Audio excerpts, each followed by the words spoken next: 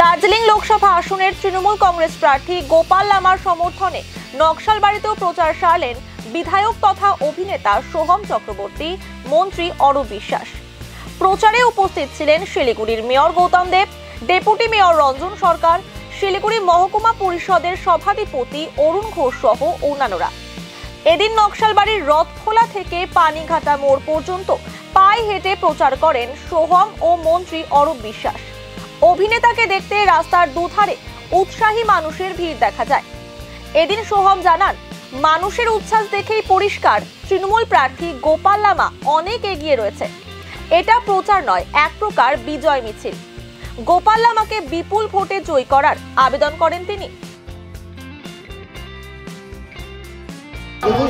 উচ্ছ্বাস তো আপনারাই দেখছেন, এবং এই উচ্ছ্বাস, এই আবেগের যে ঢল, মানুষের যে আশীর্বাদের ঢল, তাতেই যথেষ্টভাবে এটা সুস্পষ্ট হয়ে রয়েছে যে তৃণমূল কংগ্রেসের মনোনীত প্রার্থী দার্জিলিং লোকসভা কেন্দ্রের মাননীয় শ্রী গোপাল লামা মহাশয় অলরেডি অনেক ভোটে এগিয়ে গেছেন, বিশেষ করে জিতেই গেছেন, জয়ী হয়েছে।